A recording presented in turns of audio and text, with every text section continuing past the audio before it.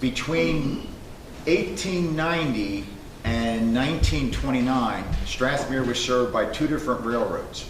So you had the Pennsylvania Railroad coming into Strathmere from Ocean City, and that track came in north of where the car bridge is today. Then further south from the mainland, you had the Reading Railroad, and that came in across the bay and landed at Twisties. When the local operations of the Pennsylvania Railroad and the Reading Railroad were merged into the Pennsylvania-Reading Seashore Lines, it was decided to abandon the train bridge in front of Twisties. So the previous bridge tender, who happened to be Howard Charleston, who was Joan's uncle, he was the last employee of the railroad, and when they shut down the bridge, he had an opportunity to acquire the property. So shortly thereafter, him and his wife Gert, in 1929, opened Strathmere Inn Cafe, which is now known as Twisties. So they were the first of the 5 owners. I'm going to read some of my notes here because I don't want to miss any of the details. The Charlestons were responsible for acquiring a collection of the numerous fish mounts. They also collected numerous coconut heads. So they would travel to Florida each winter, and then when they returned in the spring, they'd be bringing a few coconut heads. Coconut heads were carved by the Seminole Indians, and each one is very unique, and there's approximately 4 dozen of them to this day. So it's fascinating when you're viewing some of those heads. Legend has it that the Strathmere Inn Cafe operated as a speakeasy from 1929 to 1933. It is also rumored that Al Capone himself once visited, and that Gert Charleston, your aunt, lent Al's wife a dress so that she could go fishing. The Charlestons utilized their extended family to help staff the cafe. And again, 2 of the descendants of the Charleston family continue to own summer homes in Strathmere. The first being Joan DiFiore, and the second is Richard Sutton, a nephew. And they both lived in Strathmere their entire life during the summertime, and they've assisted their family with the operation of the business. So each one of them had many stories, and I'm sorry that we weren't able to get Richard here this morning. The second owner of Twisties was a lady by the name of Pauline, and I have no information on her. She only owned it and operated it, I guess, 2 or 3 years. The third owner is a little bit more famous, and then most people are familiar with, Jimmy and Rose Twist. So that's where the Twisties name came in. So they owned Twisties when the March '62 nor'easter struck. So Jimmy Twist was reluctant to evacuate at that time due to his large liquor inventory. And I lived at the real estate office, and my family wasn't eager to leave also because they had keys to many of the local properties, and they thought it might be useful, As a result of a mandatory evacuation, both families were on the last helicopter out of Strathmere. So coincidentally, I sat next to Rose Twist, flying from Strathmere over to Ocean View, So that was interesting. My wife was reading this yesterday, and she said it took 40 years of marriage to learn that detail. The cafe did experience flood damage in '62. In 1969, the Twist decided to sell to a group of investors. So the investors were going to build a Holiday Inn next door to Yesterday's in Marmora. So they started filling in the wetlands until the DEP, became aware, and then they received a stop work order. So the investors decided to sell the real estate of Twisties to my father. We were at the real estate office. He always wanted a bayfront property. So he had the real estate. And then several years later, when the investors were unsuccessful in their legal challenge to the DEP, they had a liquor license, but no place to use it. So they ended up selling the license back to my father, who brought it back to Strathmere, which was a good thing, because once it's operational elsewhere, I'm sure it would be almost impossible to bring it back, you know. And my father actually was the fourth owner of Twisties, and then he was also the one who only operated it on a part-time basis. So for many, many years, it was only operated maybe 3 or 4 weekends of the summer. Now, there was a few years that it was operational all summer. One of the first years that I got familiar, you know, for all summer was, I think, in 1987. And it was my wife, Denise, myself. We had a chef from Boston who specialized in seafood. And then we also had Ralph Forbes. So that was good. So we sort of got a little bit of experience there. Now, Denise and myself became the 5th owners of Twisties, and we took over the operation of the tavern in the year 2000. And we appropriately renamed it Twisties Tavern on the Bay. And the paneled walls, the coconut heads, the mannered fish, and the hardwood bar remain. So essentially, it looks identical and it's unchanged from when it, you know, was, you know, in 1929. Growing up in Strathmere makes one very cognizant of floodwaters and the damage it can cause. Several nor'easters around 2003 was a wake-up call to myself that Twisties was only 7.5 feet above mean low water. It was quite low. So again, growing up here, you realize something's got to be done to raise it. So we started planning to raise the building by 3.5 feet, and we had a target of 11 feet above mean low water.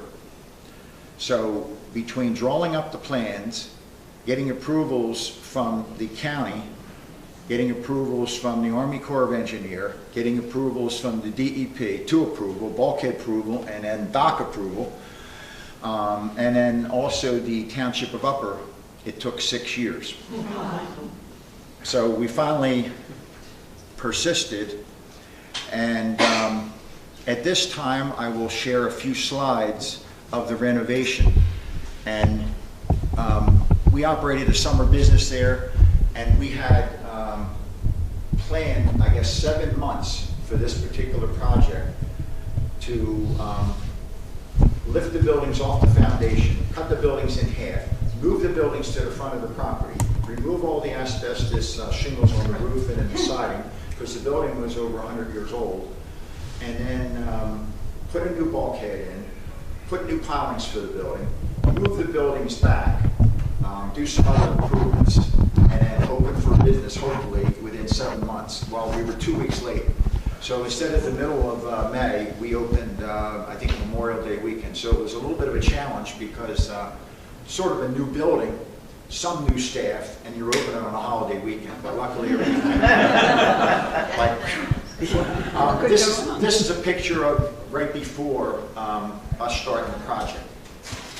This is what it looked like when we started it. You can see the asbestos shingles were removed on the siding, and the next slide, I think, shows the roof, you know, being addressed.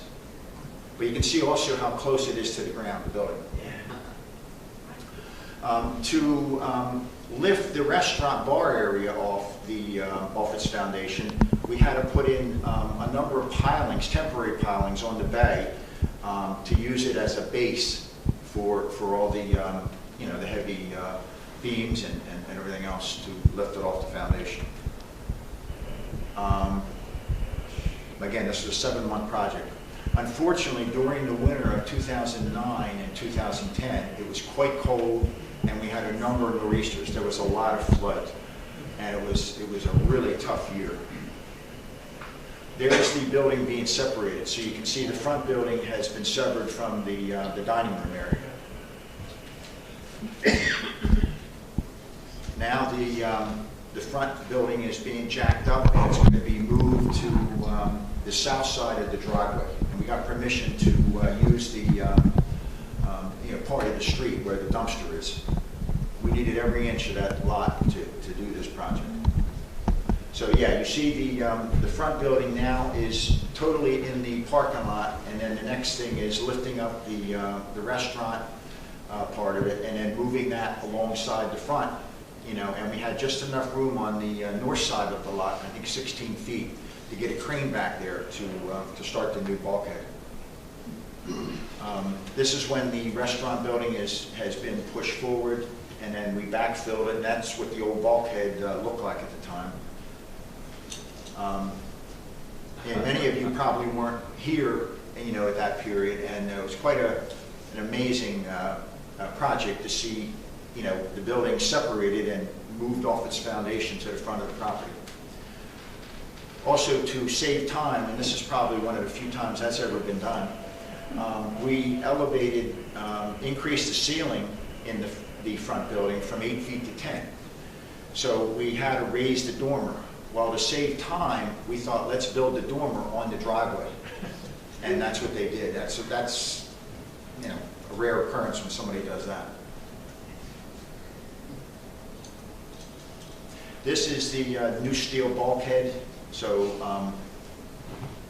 that was nice. And then I think the building here has been pushed back on top of the bulkhead. You can see the steel bulkhead on the lower front of the picture. So again, the building was elevated about 3.5 feet from where it was. So you can see we sort of winterized the building when it was on the front of the property, and we were doing interior work while it was sitting there. And now you can see the restaurant bar area was put back on the new foundation. It is a bit higher. You can see where the building would be, you know, the tarp covering the area which was open, and that'll be joined to the front building. Now the building is getting ready to be moved back onto the new foundation. There's the new poles. To save a little money, I sort of chained the family. And this is in March, in an unheated building. It was quite cold, but we ended up prepping all the new siding, both sides, with an oil-based paint, and it was really tough to work with because it was so cold, and it was just really tough. It's something none of us ever forget. You know? We'll never do it again. The contractor did not want to damage the bar, and we took the ceiling off, but we wanted it to be replaced exactly as it was. We also put a new beam between the bar area and the dining room area. You know, an expert noticed it's a tiny, tiny bit of sag, so we replaced that while we were at it. And then all new wiring. The wiring, unfortunately, had not been ground. So from a safety factor, it was not good. So this was the time to do that. And then it was also recommended at that time to add air conditioning. And I wasn't a big proponent of that, but with the summers the last few years, we've used it quite a bit. And the contractor built a platform over the bar. See, the bar was mahogany, and he didn't want to be responsible for any damage, so his workers could walk on top of the plywood, you know, like a scaffolding, and not damage the bar. This is before the new deck was you know, constructed between the buildings at the main entrance. And that building there, I believe, also originated from the train. It was probably a tool shed. You can tell by the design of it. You know? We had a number of people in Strathmere very concerned when we're doing the project for one reason. It wasn't red, correct. They were scared that we were changing the color, but this was only a primer. Yeah. So before we reopened, it was painted red.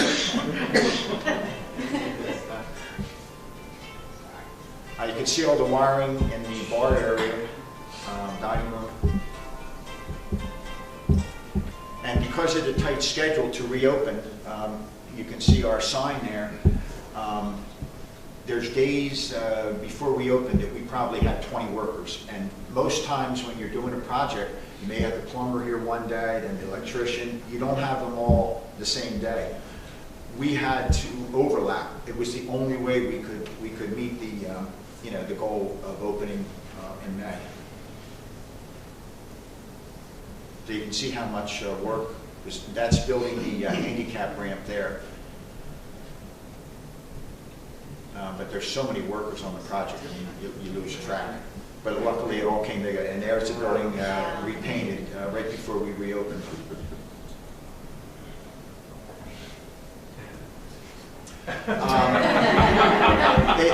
That's the coconut heads. Now, the coconut heads were mounted on long strips of wood, and for safekeeping, I took them to our house. Well, I had a couple of racks, and I sort of, my daughter, I think she had moved to California at the time, so I sort of commandeered her bedroom and had these 2 racks. But I also had the coconut heads, all of them, all 48, facing her bed. And she did come down, and she said it was kind of freaky, all these heads looking at her. And there's the finished product.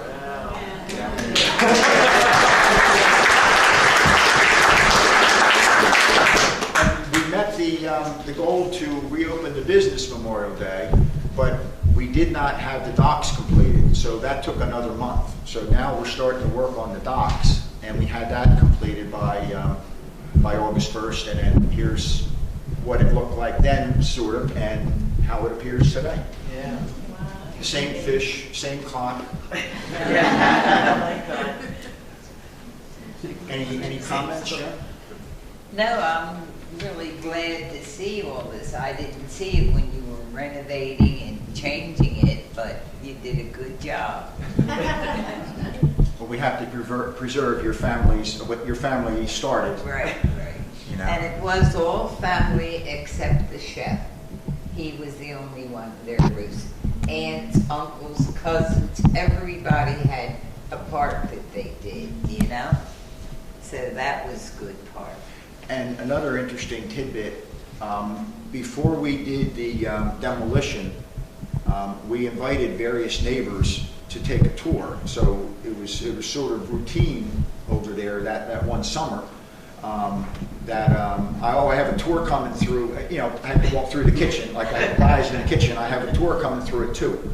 And you take various neighbors through, you were showing them what it looked like before, and then I was showing them the plans of what it was going to conceptually look like. And we took Joan, for a tour upstairs, and it really touched her when she saw the linoleum that was original from when she was a little girl. And she said, my parents had their bed here, and my bed was right there, and the same linoleum was still in place. So she was grateful that she could, see that one more time, Any questions? Did you find any treasures during this? No, actually, the contractors were very sure that there was some treasure, and when they ripped out walls, they were hoping. Did you find a trap door from the speakeasy? No, unfortunately. Hey, there was another rumor. I don't know.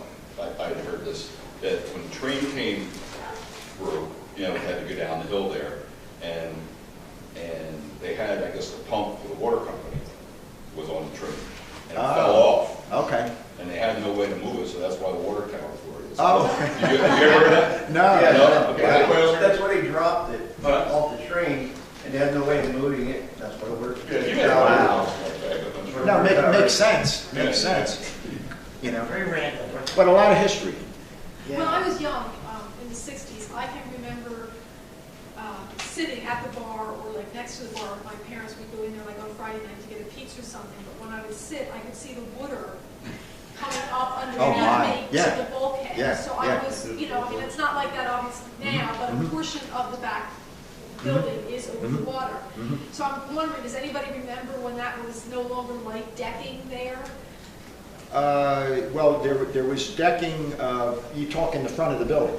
So right? like the bayside next to the bar, you could sit. Yeah, And yeah. I guess at the bar, you could see the water coming in because it was more like decking. Yeah, you would look down through it, and it wasn't really like floor. It was like like a deck on. Well, there was another layer of flooring put in, and that could have been like, I know shortly after my father acquired it. And he also took out. Put the flooring Yes. when he took the trough out. Yes, I was just going to say, there was a trough. Johnny Callahan helped put the flooring. There was a concrete trough that ran in the front of the bar area, and that was, I don't know, 8 inches or 10 inches, and that was concrete. Well, for years before this, the building was elevated. If you walked under at low tide, you'd see the concrete pieces just laying on the sand at low tide.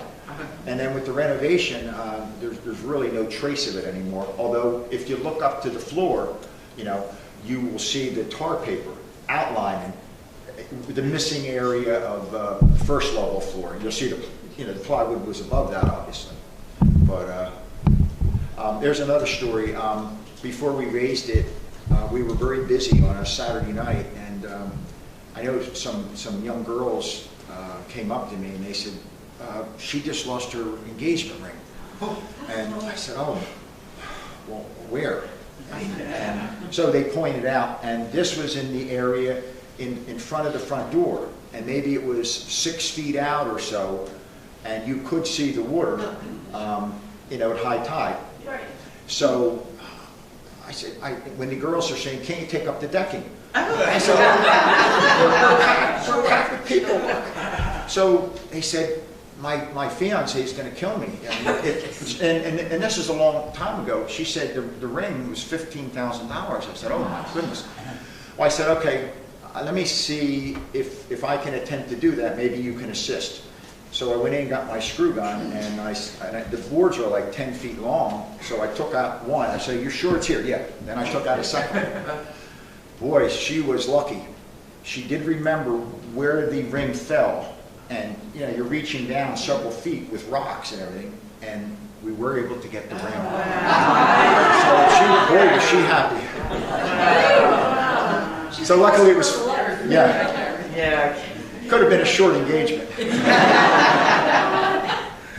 So what was your favorite dish at Twisties growing up? My favorite Thing to eat at Twisties? Well, when I was little, I wouldn't be in the bar. I'd be at the beach most of the time. But what no, did it was people fun. come for? What were you known for, food-wise? Anything special? No, not Chow that. mein. No. Ingrid's chow mein. Oh yes, Ingrid's chow mein. Well, she did all her own cooking, and she went to Ocean City once a week. And she had a butcher that did all the meat, and then she'd get all the fresh vegetables. I have pictures back then with the food on it and the prices and all. But all the food was homemade, and they had a clammer come once, and he'd bring fresh clams.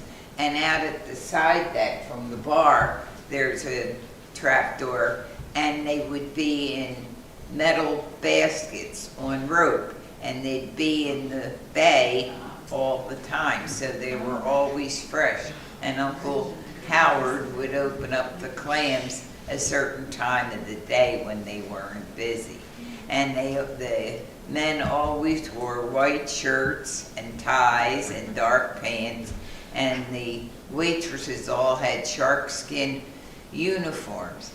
And Aunt Gert had aprons made with colors, royal blue, Kelly green, and then she had a lady that would crochet hankies, and then they would all have a hanky to match the apron. Oh yeah, they were very particular how things were done. Yeah, it was fun. So during the day when you were hanging out on the beach, were there lots of kids around, or were you with family? Yeah, we were there. Then there was the Andresses at Florrie Stock, Cassie and Sonny. We were real close. We were always together, And there was a lot of children then, you know. And the lifeguard was Johnny Trainer. He was an older man. I mean, he wasn't young like the boys are today. And if you didn't do what you were supposed to at the water, you got sent off the beach. So, of course, I was down there one time and went out further than I was supposed to. So he said, you can't come back till you learn to swim. So I learned to swim holding on to a mini cart.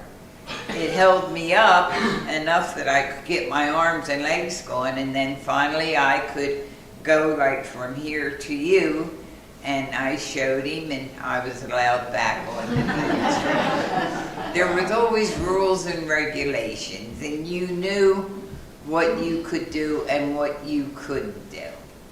And Carmona's kids were here, and at Frank's Stock, they were all here. There was quite a few children, you know, that weren't on vacation that lived here.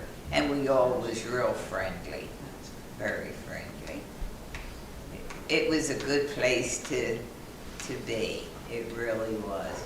And if you went to Ocean City, that was like twice a year. Now you go every night with the kids, but boy, you were happy when you got to go to Ocean City. And then the train would come through and stop right at the water tower. And you got off and you were right there at Twisties. But up in Philly, you had to go on the ferry, whether it was in your car or walking, to go from Philly to Camden. And then you got the train over in Camden that brought you down to Strathmere all the way to Cape May. Yeah. And there was one that went down Commonwealth Avenue too. Was that a trolley or a bus that we had? Do you remember that? Or was that No, I don't remember that. Just the train going by. So how long would it take you to get here from Philly by train? Do you know? Then, about 2.5 hours. Well, they didn't have the big highways like now, the expressway and stuff. So did Johnny Trainer give swimming lessons too? I think I've heard from a couple people that, like you said, that he said you had to learn how to swim, but they would take people up to the point and try to give them lessons there. Did you know? Well, there would like be gullies, and you would have to go in there and show them if you could swim or not. Oh yeah, they ran a tight ship. And were there a lot of Coast Guard people in town? Pardon me? Were there a lot of Coast Guard people in town? Oh yeah, because the Coast Guard was full. And it was Cap Taylor that was the main one there, and that's where they all went with the storm, because it was the closest high spot before the helicopters took them out. And then he retired and he moved to down south, maybe Wildwood, and he had an ice cream store there, which seems so odd, you know. And very briefly, there are a lot of families in town that you're related to, or you've got cousins. Could you name can you do a little bit family tree? There were the Charlestons, and then are you related to the Tauschers or the Kings? Yes. How does all that work? That's through my mother's family. And then they come down because of Aunt Gert and Uncle Howard, and probably liked it. And when they found the opportunity to buy, they bought. It was the Tauschers, Marie Schaefer, because Charlie owned the Starfish, and that left from their dock. And then Florrie Andrus was his mother, and they lived next door to each other. And my house is right across the street from that. My mom and dad got that in 1950, so it's been there quite a while. And then Gert lived on Whittier here on the house, Yeah. the White House on the far corner, the south corner. That's where she lived year-round, Kurt Charleston. How many homes were here in the 50s? Pardon me? How many homes were here in the 50s? As many as there are now, or a lot less? The town also lost approximately 1 block of real estate in '62. In other words, we went way out, even in Whale Beach, but everything was spread out much more so. Oh, yeah. Was it a farming type community here, or? No. It was just sand dunes and open land. I mean, you could have a party and your neighbor might be a block away. I mean, nobody bothered. I mean, according to what I'm hearing. Pardon me? How did people earn their livings other than restaurants? Well, my family moved down here, I think it was '57. There was, in those days, we probably had, I don't know, maybe 18 kids in school, school-age children. So we had enough to play football after school, or and we would always play on your family's property because the block across from the real estate office is still vacant. So that was our ball field, sort of central. Right. But you had the same families owning the properties for a long period of time. You didn't have as much transition. Right. Well, even today, a lot, like, I'm here because my parents had a place. So, and then hopefully when I'm not here, my children will still be here. So it's been family after family, One other tidbit on the Coast Guard, they came around in '62 in March, and they requested that everybody who was here relocate to the top floor of the Coast Guard station. So we were all, we're sleeping on the floor, basically. I mean, you would bring, if you had a sleeping bag or something small, but they wanted our perishable food, our milk, orange juice, bread. And then they were hoping that since we were isolated here, that was one of the first nor'easters to hit, and they didn't have the proper forecasting in those days. So they thought we would have to ride it out, could be for a week, because, I think it lasted 4.5 days or something like that. So it's quite a few high tides, and each high tide got worse, So we were sort of stranded, But, and then the Coast Guard, I think, departed Strathmore, I think it was '69, Yeah. But there was a lot of Coast Guard. There was always families. The commander of the Coast Guard base, he always had a family, most times kids, and maybe a couple of the enlisted guys too. So that brought the population up a little. More kids for sports. I have a question. So for the people who lost their property during that storm on the beachfront, we hear rumors like, oh, Strathmere can't have beach tags because parts of the beach are still owned by families who lost their house but still own that beach. Is there any truth to any of that? No. There was a few holdouts, people that still own land on the beach, but that wouldn't, it's not marked, it's not identified what they own. There's. So what does that mean, land on the beach? They own part of the beach? I know somebody in Whale Beach who, I don't know if he pays $15 a year. It's a very nominal amount, and he's under the sand dune. And it's not worth very much, but such an insignificant amount of tax that he just continues to pay. And, he doesn't know exactly where it is. He has an approximate idea. Is that possible? Yeah. To my understanding, that it didn't affect beach tags, but it did affect some of the things that the Army Corps of Engineers requires, that they're going to continue to redo maintenance of supplying sand should we need it. And so the township bought out, it may not be true. There's still a couple, I think, holdouts, yeah. They Most of them are bought I out. heard they bought out the last Yeah. two, and they did that actually by trading them property across from me. Right, And that's right. kind of how I knew that, and one home was being built there. Right. But it wasn't so much beach tags, because we've discussed when the mayor comes into town doing beach tags. It has more to do with code and regulation of maintaining a common beach. And the other thing, yeah, I agree. If they were to have beach tags, you have to have inspectors or somebody who can give a ticket, and that's additional funds, additional cost. And when you weigh that, it might not pay for them to have beach tags. That's the reason. The other reason that the Army Corps engineer or even the state obtained approval from some of these private properties on the beach is from a liability. I mean, the person could come back and sue. So they will not do the project, the Army Corps of Engineers, unless it's all the legal paperwork is in place and there's no surprises later on.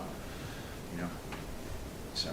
Eric, two questions. One, a pain in the ass when you bring that Twisties up. And you guys work so hard after 18 years. What keeps you going? Where do you find the joy in that business? Well, and the second question, if I can, is would you consider putting Gertie's chow mein back on the menu?